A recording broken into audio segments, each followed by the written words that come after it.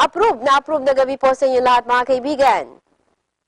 Ako si Elaine Fuentes at inaanyahan ko po kayong samahan nyo kaming muli at tulungan kayo. Sama-sama natin tuklasin ang mga pamamaraan tungkol sa mga palatuntunan, proyekto, programa ng gobyerno, maging ng mga pribadong ahensya at organisasyon na sadyang ginawa para sa ating kapakinabangan. Ibahagi naman ang inyong reaksyon, suggestion at opinion sa ating email at fan page na naka-flash po ngayon sa inyong mga screens. Makilap na kaibigan dahil ito'y programang para sa inyo. Dito walang alinlangan dahil dito ituturo namin ang mga pamamaraan. Ito ang approve. Gawin natin to. Karaniwan na kapag pageant ang pag-uusapan, mga beauty pageants, sasabihin, beauty and brains. Meron ngayon bago, brains and beauty. Bakit ganon? Kasi malaki ang emphasis doon sa aspeto ng intellect at saka doon sa chance and opportunity na kinikreate ng pageant para po naman sa karagdagang kaalaman at edukasyon. Pati na rin skills, no? Kasi ito ang kanilang main prize. Hindi lamang yon.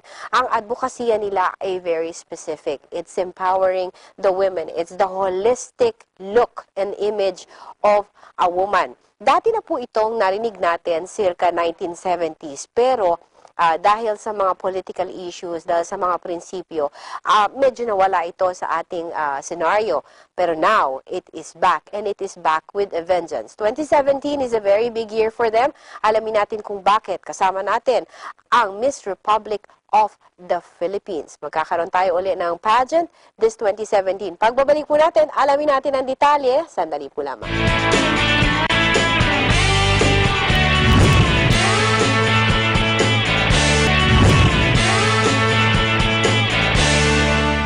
Miss Republic of the Philippines ay inilungsad taong 2015.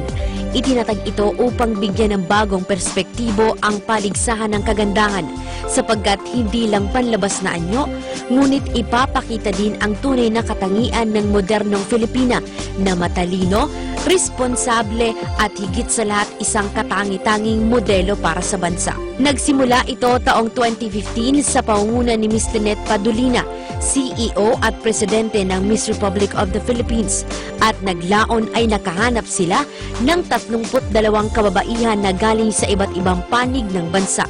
Noong November 2015, ginanap ang Miss Republic of the Philippines Coronation Night sa Parañaque City.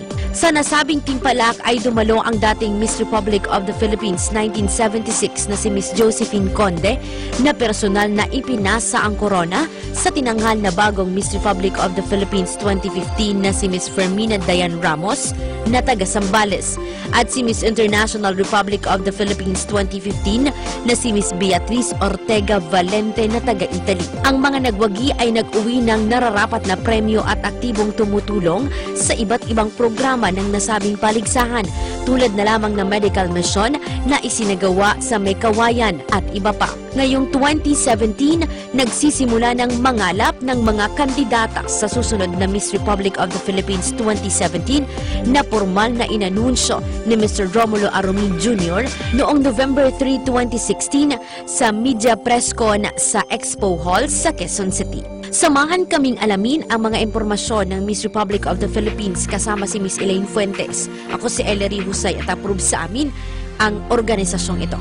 Alright, beautiful people of the Philippines, pero it's not just the beauty, it's a holistic approach, it's the brain, it's the heart, it's the soul, it's what you do with everything, every gift that you have. Pero wag ako mag-explain kasi mas alam ng ating guest for today, so let me introduce our guest for today, si Mr. Romulo Arumin Jr., Chair ng Miss Republic of the Philippines at siya rin ng International Relations Liaison. There you go, yes. Thank you so much for having us. I know, but thanks for having us. Thank you for being here. I know that you have very limited time here. Alam namin na ang dami mong kailangang asikasuhin because 2017 is a big year. Oo, tama yan. Yes. At nung nag-launch nga kami ng 2016 last November, ang mga plano namin is to actually become more visible at may preparation kami doon para mas maganda sa second season namin. Okay, this is going to be a very interesting conversation kasi itatalakayin natin dito yung ibang mga issue na sometimes unwittingly and sometimes unpleasantly ay dinidikit sa mga tinatawag na mga pageants. But before that, let's get to know Miss Republic of the Philippines. What is Miss Republic of the Philippines pageant? Okay. The one thing that really makes it different is that we are actually going beyond pageantry. Kasi ang ginagawa natin ngayon is aside from espousing individual and personal development ng mga Pilipinas natin, Right. is to actually provide for scholarship and career opportunities. I And love that's the that. one thing that's really different. Right. Yes. At from our off-cam conversation, the grand prize winner, the one who will reign, will receive a full scholarship. Yes, Yes. yes. And actually one of our founding supporters, Dr. James D. ng Chinese General Hospital, has given, again, a 4-year full scholarship that will lead to a degree in Bachelor of Science in Nursing. Wow. Yan. Okay, and not Right. only that, kasi kahit yung mga ma-qualify, they have a prize towards, kasi this is about empowering them. Exactly, yan. Empowering yan sa mga Pilipina natin. Right. At some of the other founding supporters natin, we actually have Lay Hoxon of Hoxon College from Yes. Angeles, Pampanga. Right. At sila ay magbibigay ng mga kurso sa stewardship and also sa mga aeronautical courses. Wow. Okay. Right. So tama yung introduction natin kanina na of course, you know, how we appear, the aesthetic portion of it is very important, but we don't just stop there. Okay. Ang focus natin dito is empowering and then developing the individuality. That is a very interesting point. Kasi yung iba, pag sinabi natin beauty pageant, parang, excuse me parang Barbie dolls lahat. Parang yun na yung tatak nila. Oh yeah, yan Yeah. ayan isa pa kailangan merong nangyayari after the pageantry. At sa atin, you know, especially right now na iba na ngayon ang imahe ng modern Filipina, na Right. kailangan silang magkaroon ng kanilang sariling career. At saka natutunan natin sa ating mga magulang that education is very key, and it actually helps us na maging self-sufficient. Right. Sa ganyan. Lalo na sa ating panahon ngayon at lalo na sa global stage.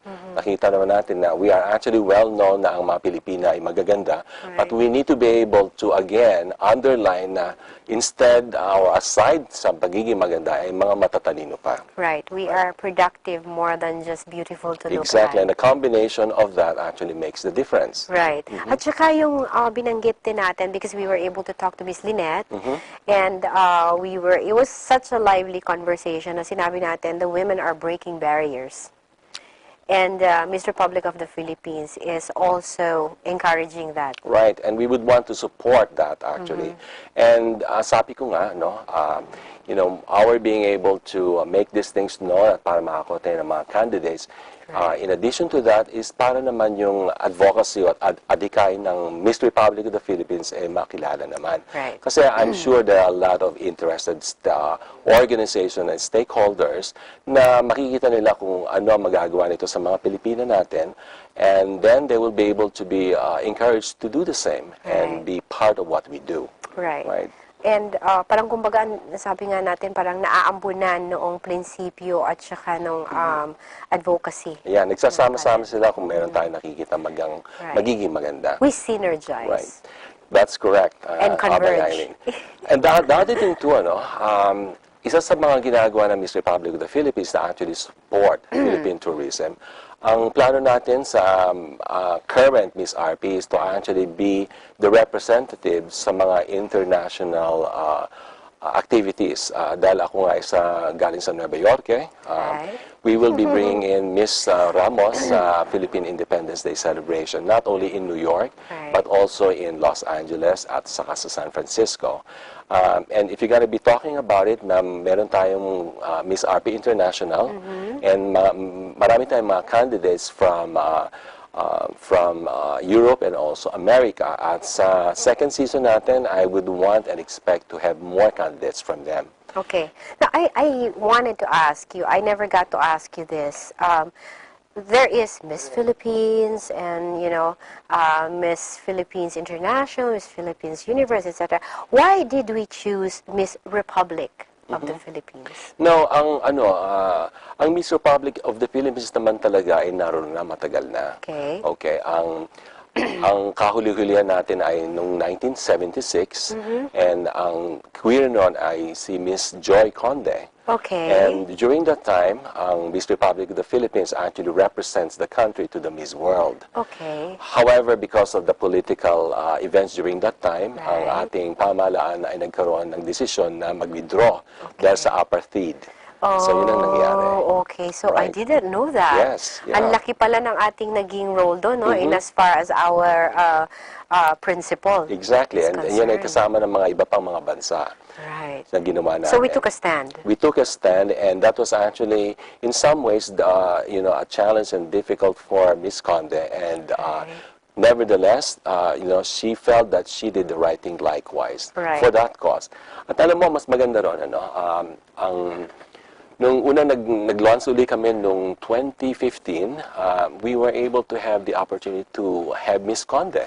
Oh. Yes, right. Really? At nasabi niya sa amin ang mga karanasan That was niya so noon. nice, Yes, okay. and she was able to walk the last one and to relinquish her crown. Right. And it was a very moving event for her. And sabi nga niya nung sinabi niya, and she's already, obviously, she has grown and matured. Yes. And actually experiences na ginawa niya, isinare niya sa audience.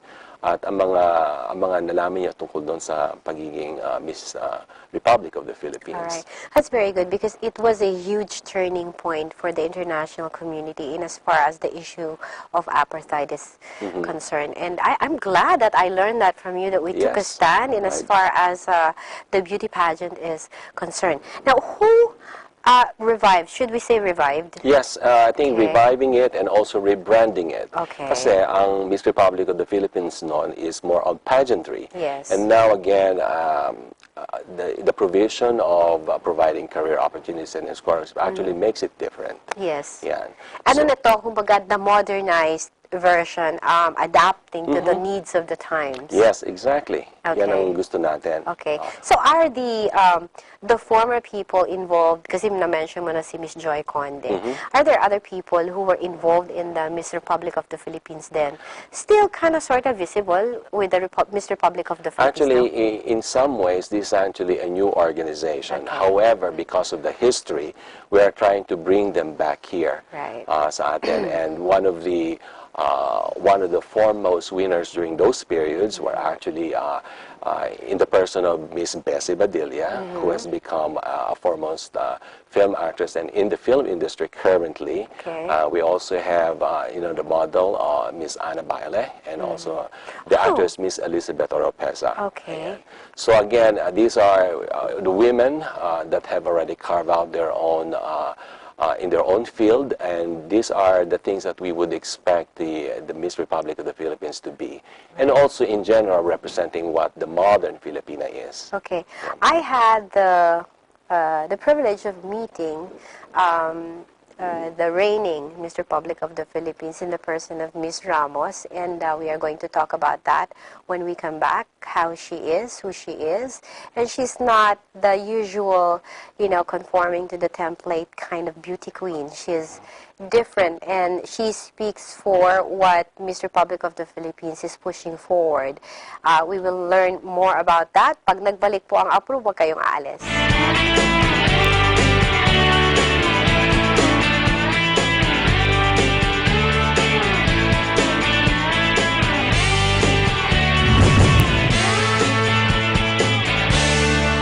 Ulitin ko lang ulit, beautiful people of the Philippines, and wise, and conscientious, and advocates, and progressive thinkers. Ang kasama po natin ngayon, isa sa mga nagtutulak ng layunin na ito at towards developing the whole community through our women.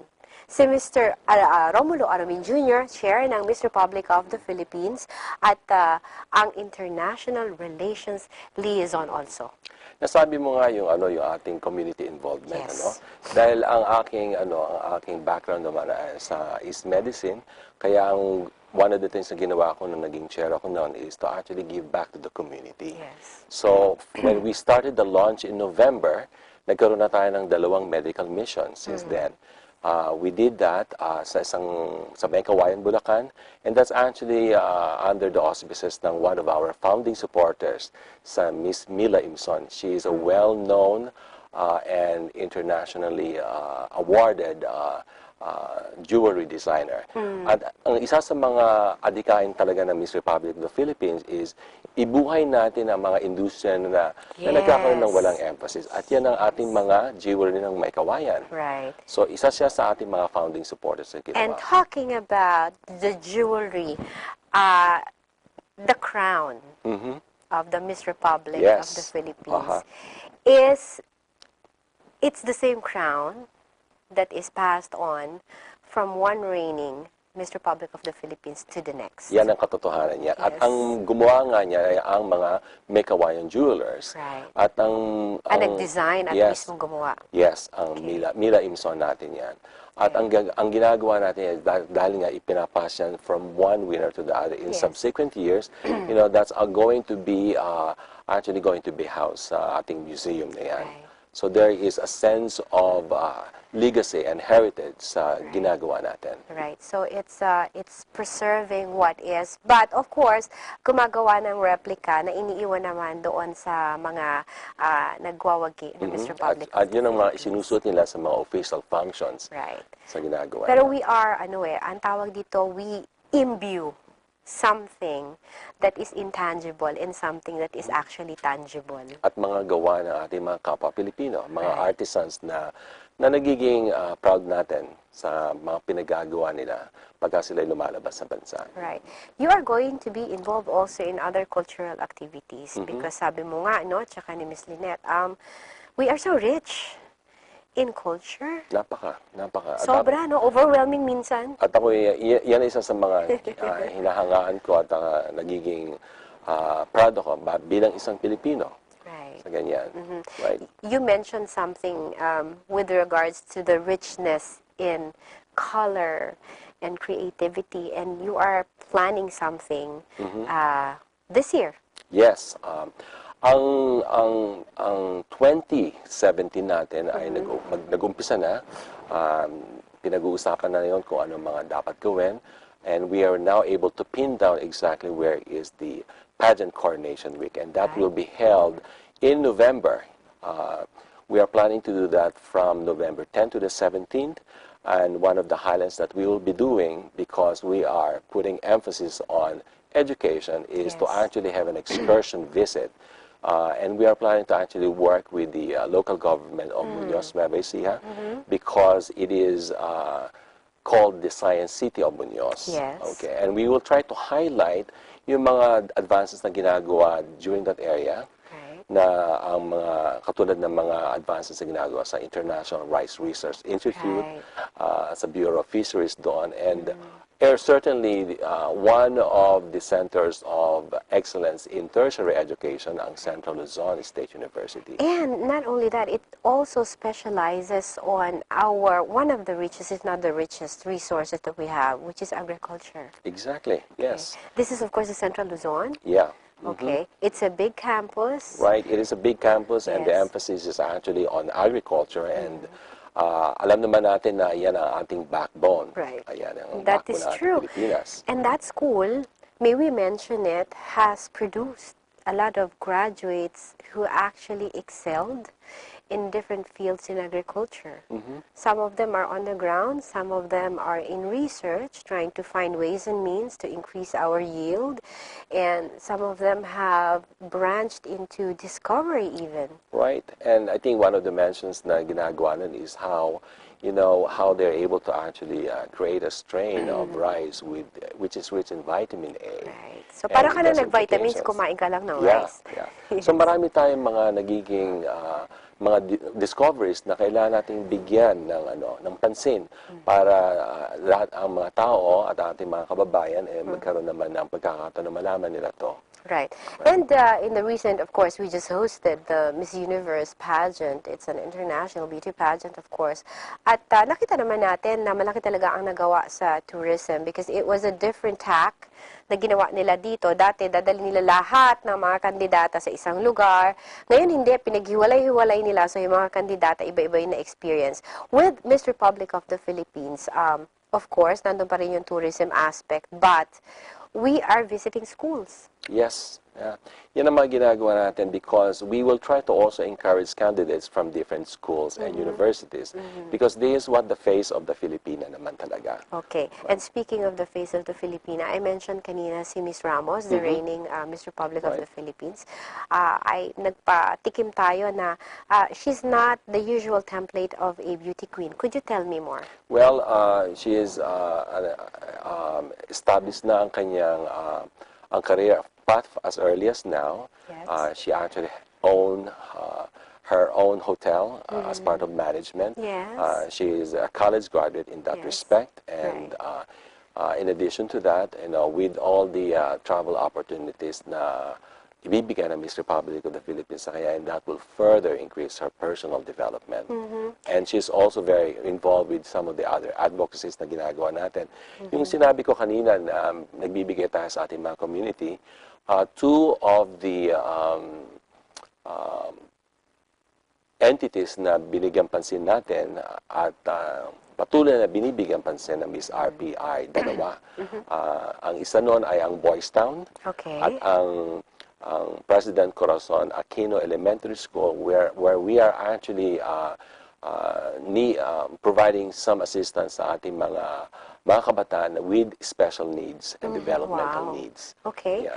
And we also did in the past yung ating Aita community. Yeah, we did something Right. there also. Yan ang ating pangalawang medical mission na ginawa na sinabi ko sa inyo. With the local government of General Tino under the leadership of Mayor Bote, na nagawa po natin yan kasi ang mga ita na nade-displace during the Mount Pinatubo, nagpunta po sila sa bulubundukin ng General Tino. At ang isa po sa mga magandang nakita natin doon is talagang gusto rin naman nila makakuha ng mga serbisyong medikal. Marami po sa kanilang talagang nagpunta sa bayan at naglakad pa ng 2 araw para lang po makapunta roon. Kaya ang napagdesisyonan po ng Miss Republic of the Philippines na kailangan gawin uli natin ito, pero ang gagawin natin doon is tayo ang pupunta sa kanila, imbis na sila ang pupunta sa atin. Wow. Okay. Yan po ang gagawin natin. That's a very noble mission. At doon din sa usapan natin na without coffee, pero para tayo nagko-coffee kasi kahit nasa hallway lang kami. The Miss Republic of the Philippines pageant is more of a megaphone for the voices that are not usually heard. At saka platform din ito to tell the other women, to inspire the other women that we can do this. Gender is not a hindrance or an obstacle, but it is actually one of our biggest strengths. And you being in the field of medicine, psychiatry kaya si Doc. Medyo parang ang layo na tapos beauty pageant sa psychiatry. But pag tinignan mo talaga, it's really not just one aspect of living in life, and you can see that. Yes.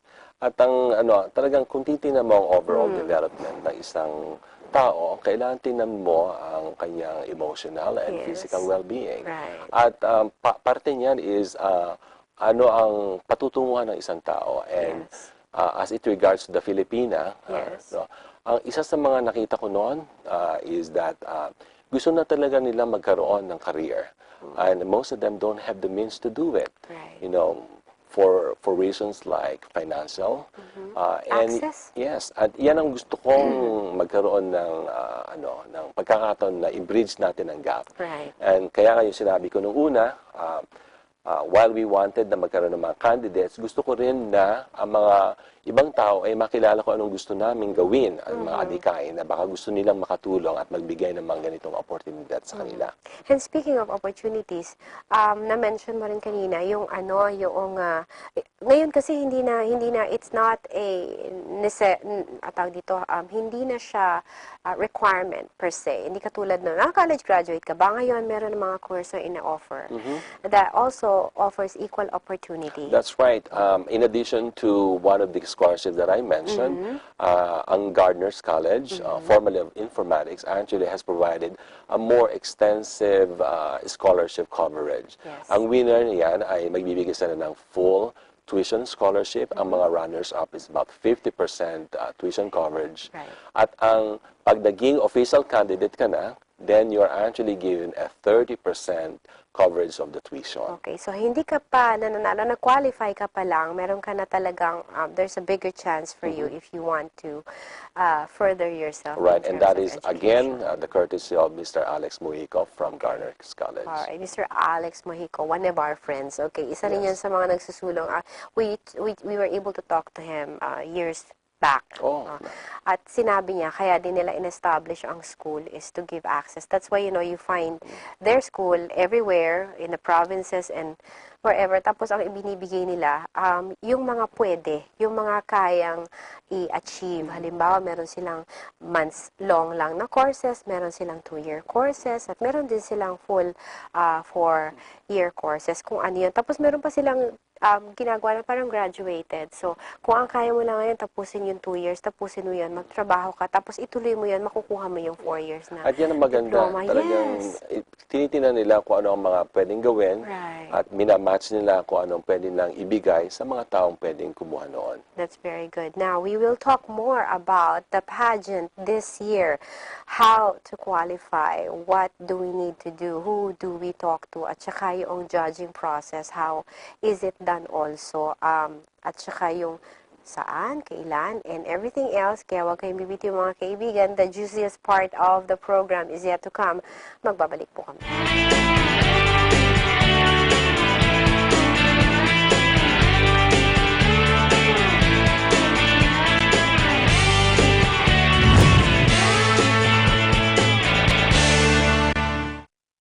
Okay, magandang usapan ito kasi may kinalaman ito sa power ng mga kabaro ko, pero we're not in competition with the other side of the population. We are more in partnership with them para po mag-develop ang ating community. Wag naman ma-sideline na mga kababaihan like before. Yung times ngayon, sabi nga ni, how do I call the chair, the liaison officer, ni Ngayon, Doc. Sa ngayon, pwede natin sabihin chair for Miss RP 2017 Okay. Search. Alright. Yes. So, si Chair ng Miss RP pageant search. Yes. Okay. Si Mr. Aramin Jr.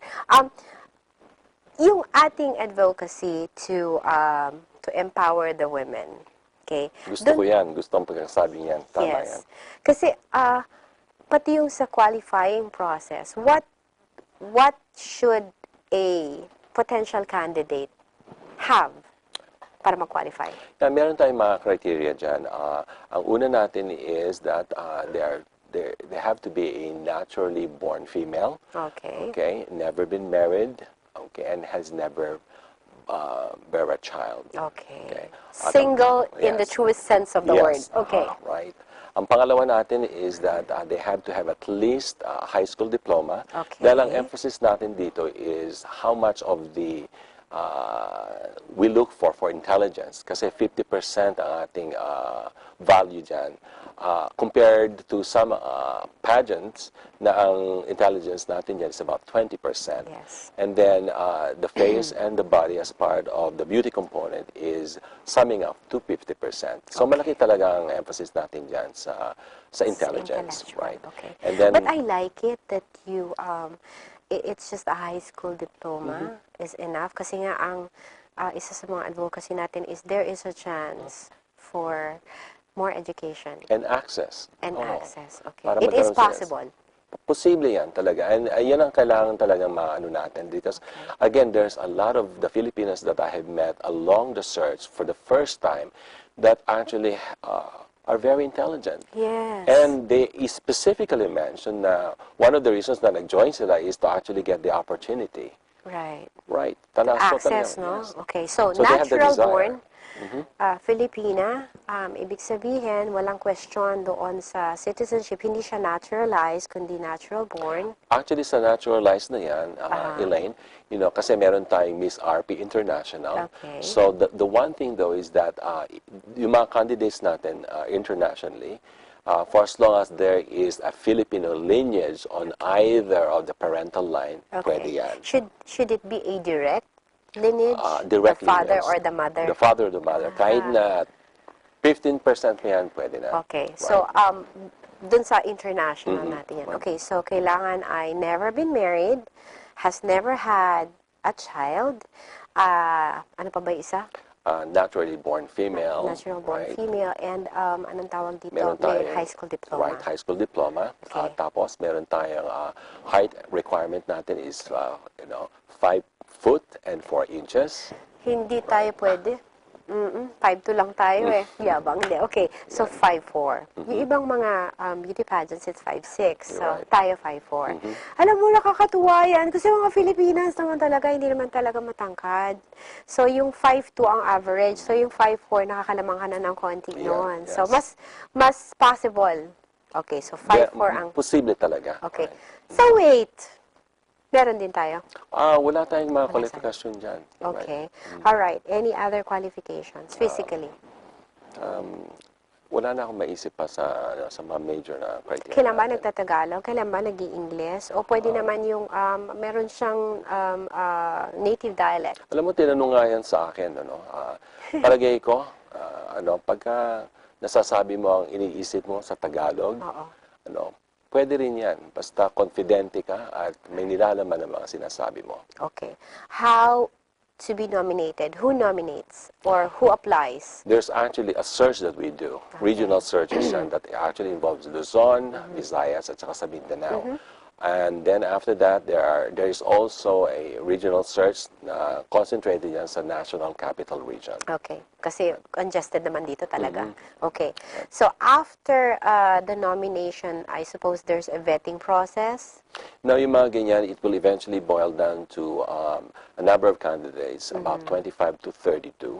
And then from then on, there will be now, these are the official candidates, and then there will be a series of competitions. Okay. And that will involve the talent competition. They can also involve advocacies in there. Right. And then we have the traditional swimsuit competition. At yung sinasabi mo kanina na, the Filipinos are very well known as far as the fashion industry.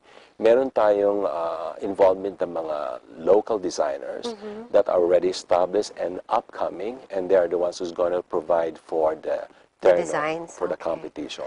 Okay, so it's Right. going to be really purely Filipino. Okay. Yes. So the culture is going to be there. Kaya yan ang kailangan i-underline natin, ang ating Yes. pagka-Pilipino sa mga ganyang adikain. Right.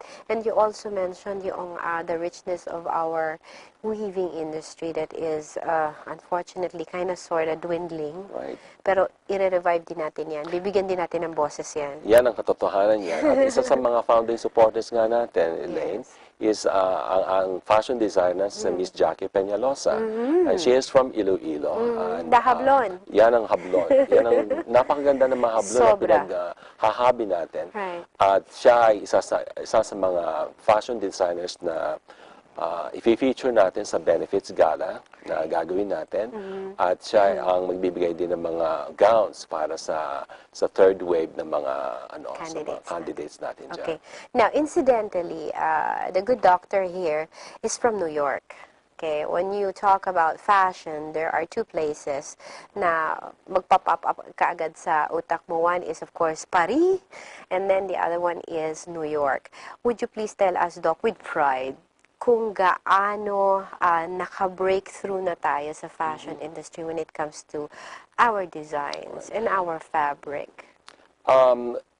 We are getting in there. And in fact, last year, ang Filipino community doon had the opportunity to actually bring in a number of our designers, to include Jackie Peñalosa for the Yes. Hablon, Yes. and our very own also Albert Andrada. Okay. The well-known designer who actually did the designs for the Miss Universe, Miss P Awards back. Yes. So yan ang mga ginagawa natin dyan. And ang Miss Republic of the Philippines naman are very fortunate because Albert Andrada will also be doing a benefits gala for us. And in addition sa mga sinasabi natin, he is also going to revive some things na ginagawa niya for the fashion industry, tying up with the arts. Oh, So, wow. Okay, doon sa mga expert natin sa local art natin. Okay, that's very nice. So, again, this is going to happen in November. That's why, ngayon pa lang kukontratahin ko na si Sir by August. Babalik dito si Sir kasi kikinisin na namin yung mga gagawin by November. We are slowly developing on the hows and the whys and the whats. There you go, yes. But it's definitely going to happen November. Yes, at ang plan date natin for the coronation night is on November 17th. Okay. Yan. Yun na yung the grand night. Yes. Okay, pero may pre-pageant pa yan. Ayan. Yes. Mga talent competition na yan. Right. So we're gonna be doing a lot of those pre-pageantries, expo hall nila. Okay, that's Yes. very nice. And it's very accessible. Nandun lang yan sa tabi-tabi. And yung mga kandidata natin, magkakaroon din ng chance to meet and greet. So, to really get to know them during these pre-pageant activities. Yes. So, I'm so excited. But we don't have a whole lot of time, so I'm going to be allotting to you about a minute or two para lang reiterate natin yung advocacy because itong Miss Universe, alam naman natin yan, medyo naging controversial yan kasi merong mga issue na, objectify, ang mga babae, etc., etc. And, we respect that opinion, but at the same time, we also understand yung advocacy naman ng pageant. And now, we are talking about another pageant that has somehow a different tack. May ibang mode of attack ito at saka yung advocacy niya is a little different from the others. Ang pinakagusto ko dito, Doc, yung the culture that you want to to put out there, tapos yung the education aspect, and we reiterate, 50% po ang intellectual tawag dito, prowess ng ating mga candidates. Hindi po 20, hindi 25, hindi 30, 50%. So we're putting a lot of weight there. Now, advocacy of the Miss Republic of the Philippines pageant, 2017, is a big year. So you have the chance to talk to the audience and invite them as early as now. Oh, yeah. As well as mga pwede natin maging partners. Right, yes. Iniimbitahan ko po ang ating mga kababayan na bigyan pansin ang search natin for Miss Republic of the Philippines 2017. Nagaganapin po natin sa Nobyembre 17. Also, binibigyan pansin po natin ang mga potensyal na mga organizations that can actually believe in the advocacy ng Miss Republic of the Philippines na magbibigay ng mga opportunities for career development at mga scholarships sa mga Pilipina natin. Right. And I would like to add also, ang isa sa mga duties and responsibilities ng mananalong Miss Republic of the Philippines is just to also touch base with other Filipino communities in the global scheme. Right? Diba? And that is actually ang pag-work po natin sa Department of Tourism. Right. And also, in some ways, to tie those things up, na magkaroon tayo ng one identity sa ating mga Pilipinos outside of our country naman. And one pride. Yes, and be proud of it. Right. And yung the positive things about the Philippines, ang magsasalita yung maganda na, matalino pa. At saka inspiring. Tama yan. Tama. Okay. Well, Doc, please give our regards to everybody na bumubuo ng Miss Republic of the Philippines. We are looking forward to seeing you again by August. I look forward to that at maraming salamat din. You're very much welcome. It's an honor to have met you guys and Miss Ramos, and we look forward to the next Miss Republic of the Philippines 2017. More power to you. Thank you so much. And bon voyage. Thank you. Alright, mga kaibigan, ang ating muna kasama si Mr. Romulo Arumin Jr. Siya ang chair ng Miss Republic of the Philippines pageant. Dual role siya kasi siya rin yung nagliliaise para sa international relations. More power to you, more power to the Filipino women and more power to the Philippines. Thank you very much, Doc. Thank you so much. And good evening to you. Okay. Magbabalik po ang APRUB, sandali po lamang.